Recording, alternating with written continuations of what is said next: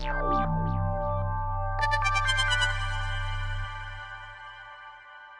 we have some questions here that have been sent in.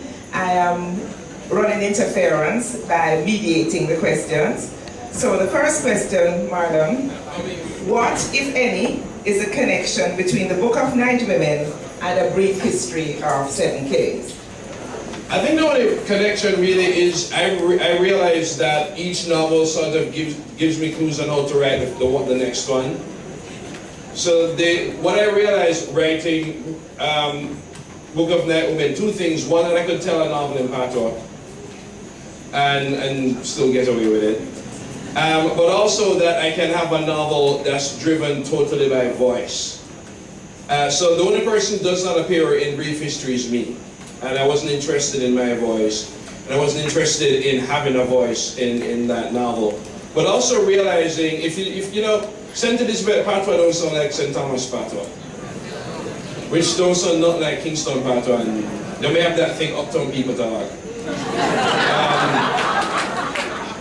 So, and recognizing all of that nuances and that could actually, not a diss, that it can add to actually the richness of a story. So that's what I think Night Women taught me about how to write the new one. I think that's a connection. All right. I want to deal with so many characters. There was a trick I learned from screenwriters. I actually had a chart up on the wall.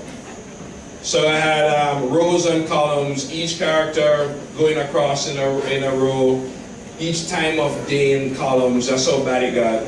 So I need to know what everybody's doing at 2 o'clock in the morning. And so I'm a very big plotter. This is what I do. I'll plot that out and then I'll completely ignore it. Because I think that you have to give your characters space to surprise you. Because people surprise us all the time. You have to give characters space to disappoint you. Because people disappoint me all the time. And so I had to keep them together. If not, then I'd start playing favorites. And this book would have been called the Book of Nina. So I had to sort of have this actual architecture up to sort of stay on track. My head can't hold all them sitting there. So a related question is, what do you think the biggest challenges will be in adapting the book for the television medium? Well, I already adapted it. Oh. So the challenges were, you know, the funny thing about the challenge, and this is something I should be kind of ashamed of, was that the first time I wrote a script, they called me back and said, you know, this is HBO, right?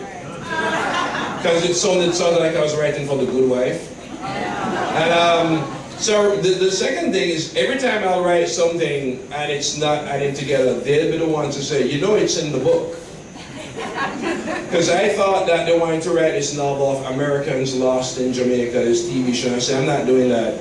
And before I could even open my mouth, they're like, I think Joseph should be the center of the story, don't you? I'm like, yeah, man, you're more black than me. So I think that was they actually trusting the book. There are things in the novel that can appear in a book. For example, a lot of characters in the novel speak directly to the reader. So for that, I had to invent characters so that they don't all look like they're insane. But that was it. I actually got through it pretty quick. Very good. What was your thought process while you were developing Bam Bam? Right, when he was on the run. When he was on, wow. My thought process when I was writing that is that he would actually have no thought. I was reading, I think I was reading Crime and Punishment, and they talk about how he was beyond thought.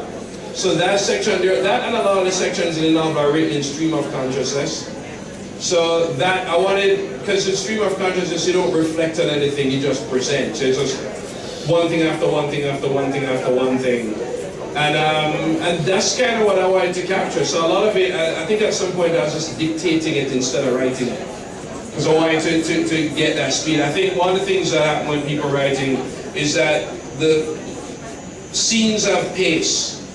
So a scene where somebody is losing control kind of has to sound like he's losing control. A scene where somebody is escaping kind of have to sound like escape.